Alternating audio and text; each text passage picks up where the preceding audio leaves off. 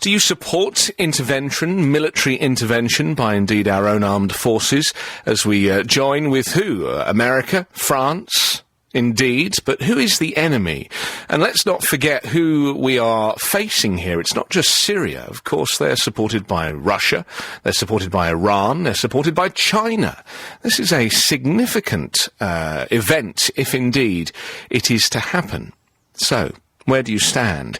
Can Britain even afford another war?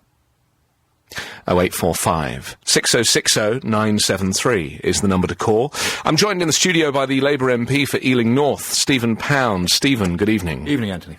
So, this is a situation, it feels to me, Stephen, like history is repeating itself. I don't think it's exact parallel, certainly not with the Iraq situation, except in one area, which I'll come to in a moment. But when you were just going through the nightmare scenario just then and talking about the dominoes, who's behind the domino, there's an even more immediate one. The Alawite sect that Bashar Assad belongs to are a branch of Shia Islam, who are the same people who are Hezbollah in northern Lebanon. So we're talking about a situation where Hezbollah could actually exert even greater power in Lebanon, split that country, which has got a fairly fragile democracy anyway, let's be honest, because it's a tripartite democracy at the present time. That will then have effect for Israel. If Israel is attacked, and Iran could certainly do that, then America comes in. This is horrendously serious. Now, when you say it's a feeling of we've been here before, I remember the Iraq debate, and on the Iraq debate, the killer question, I mean, I have to say, Tony Blair made an unbelievable speech that day. A lot of us voted for the war in Iraq, and a lot of us have spent a decade since then wishing to God we hadn't voted for that war in Iraq, because we had no answer to the question that Tony Blair posed on the floor of the House of Commons that day. He said, do we do something, or do we do nothing? Do we walk by the other side of the road? Do we wring our hands? Do we do absolutely nothing? Or do we let Saddam Hussein murder another million people? Now, in retrospect, the answer was, it was insulting, really, to say that we should think of it in those terms. It was an entirely different situation. And you put your finger very much on it a few minutes ago when you asked that simple question that no one else has asked. Who is the enemy? Now, received wisdom would say that if you're winning a war, you don't suddenly start using poison gas. And if you compare to the situation in 1945 at the end of the Second World War, the Germans were demonstrably losing the war. That's when they started throwing V1s, V2s, gassing and all the other nightmare stuff that they hadn't used until then.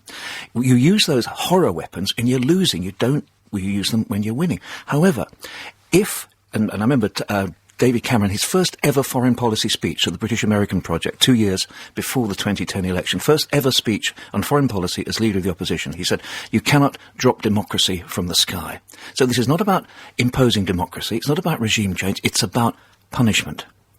Let's not also forget that Assad has said repeatedly that he is not responsible for these chemical weapons. Now, I know that we would be foolish to trust him. I understand that. But, it does to me echo Saddam Hussein saying, I don't have weapons of mass destruction or thereabouts. Yeah, I mean, you're so right to draw that one up, because quite clearly it was in Saddam Hussein's interest to try to convince the world that he could destroy Cyprus within 45 minutes and he could, do all the dreadful things that we actually believe. We didn't realise at the time that, of course, a lot of the people who were giving this intel were, in fact, people in whose interest it was, that the Allies or, the coalition would take that action. So, in this particular case, Assad has said no. However, we cannot prove it. All I would say is that the behaviour towards the weapons inspectors, which has to be sanctioned by the Syrian army, I mean, nobody else could sanction that sort of activity, has been very, very suspicious indeed. When you've got people firing on the UN, and there does seem to be some carpet bombing of that particular suburb. But it's a game of cat and mouse to a certain extent, and Gaddafi was very good at this. It was theatre. A lot of it was theatre. He was almost playing a game with the West to give the impression that actually he was far more capable than he really was. Indeed, and that's one of the most terrifying things, because, I don't want to trivialise or in any way make this a sort of a facile argument, but it's like, you're playing poker with someone and you can't see their hand, and you never know whether they're bluffing or not. All we do know for certain is, and we've seen, we know what's happening in Jordan, we know what's happening up on the Turkish border, we know what's happening with the Kurdish diaspora into northern Iraq, we know, you cannot fake take those pictures of dead children. We know nightmarish things are happening. And the solution is so difficult because we still don't know what we're going to be debating on Thursday. We don't know. And it could be, as somebody rang me half an hour ago and said, you do realise that the USS Marne is now on station to actually launch Tomahawk cruise missiles. So it could be that the Americans are just going to go ahead and do it anyway. But why should the West be the police for the world? It reminds me of that movie Team America World Police. I mean, I don't feel necessarily that it's any of our business. And this is the thing that upsets me the most, is that emotionally, obviously I see these images of children struggling to breathe, and I think, well, of course, something must be done. But why us, especially when we can't afford it? We in terms of the financial cost of this, it is significant. It's the same with America. In fact, they look like they're going to have to raise their debt ceiling in October. So what are we doing here? We've got two nations offering help when our credit card is well overdrawn. Well, I think currently there's 5 nations in the discussion at the moment. There's other people like Australia actually involved in it. But I think one of the great tragedies, and this whole episode, ever since the protests in 2011, which were originally a sign of freedom in Damascus, where people wanted to sort of echo the Arab Spring, which actually triggered this whole thing off. Ever since that happened, it's been an unmitigated disaster and tragedy. But one of the long-term horrors of this is the utter impotence and irrelevance of the United Nations. Now, you say, why should we be the world policeman? We shouldn't be. But if you go right back to the founding of the League of Nations, that was the idea that civilized values could be enforced if necessary, initially through the League of Nations and after the war by the United Nations. The United Nations is utterly irrelevant in this particular, partly because of the veto, and because, as you remember, the Chirac French veto at the time of Iraq. Once somebody says, we're going to veto you, whatever you say, you've got no way forward. So somebody has either got to do something or say it is nothing to do with us.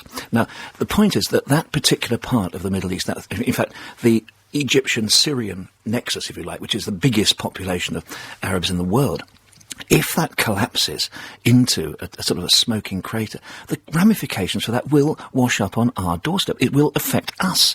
It'll certainly affect Northern Europe, and it will affect the United Kingdom. Well, we're trying to do business with China at the moment, so it just seems to me that we are almost facing our allies and potentially making enemies of them. Can I just bring it back, though, to Westminster and to what will happen as you debate on Thursday, the recall of Parliament, and of course an inevitable vote, because we could suggest the timeline of this, which is there'll be a debate and there will be no ultimate decision made, and then Cameron will go away and have his meeting, and then he'll come back and he'll say, right, we've decided it would be foolish to do nothing, and then he'll put it to a vote, and then there'll be all sorts of whippage going on behind the scenes at Westminster, and a vote will be had, and we will go to war. In fact, I'm convinced that we will. I think the decision's probably already been made, certainly in the White House. So what about constituents listening, yours as well as every other MP's constituent, who is thinking, well, hang on a second, 2 million marched on the Stop the War for Iraq.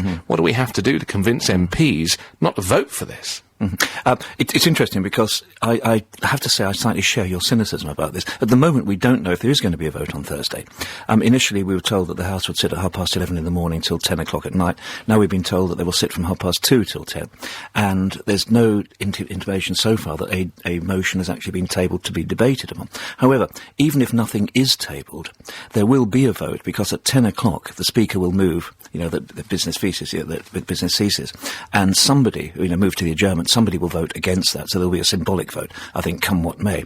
But what you just said is particularly terrifying. Oddly enough, in my constituency, it's been about 50-50. I've had people saying, go in, people saying don't do it, just as much as I've had people saying that they support, the Muslim Brotherhood in Egypt, or they support the generals in Egypt. It's an odd situation. It just shows how incredibly complicated it is. You actually asked the key question about democracy. Do I go and talk to as many people as possible? Do I have a poll? Do I ask people to sort of email in? I mean, a lot of people have contacted me already. All I can say is that I would need a hell of a lot of convincing if I could think that we can actually bomb our way to a solution in this case. Many people in all parties were catastrophically wrong over Iraq. Catastrophically wrong. And very few of us will be able to make a decision on Thursday without looking at the current situation through the prism of Iraq. That's the tragedy. But in some ways, it's a very sobering tragedy, and it's one that will make us make our decisions very, very carefully. Well, Diane Abbott has said this evening that she could resign over this if she's forced to vote for it. Well, Diane Abbott, I mean, the fact that she's still a shadow minister is quite extraordinary. I mean, she has resigned a few times in the past, as have I. I resigned for 3 times in the past. But you don't normally do it until the day. We don't know what's actually been proposed yet. I don't happen to believe that a system exists when a cruise missile can fly around in mazy circles over Syria, pop through a letterbox, out the back door, up the stairs, down the corner, and into Bashar al-Assad's palace. I mean, this idea of precision strikes is pretty nonsensical, I think. Well, we were told about them in Libya, of course, with our recent support, and that turned out. Well, we were promised this in Kosovo and just outside Srebrenica. When, if you seem to remember, we destroyed the Chinese embassy by mistake. The missile may have flown up the street, turned left, and gone round the roundabout, but it then went straight into the Chinese embassy.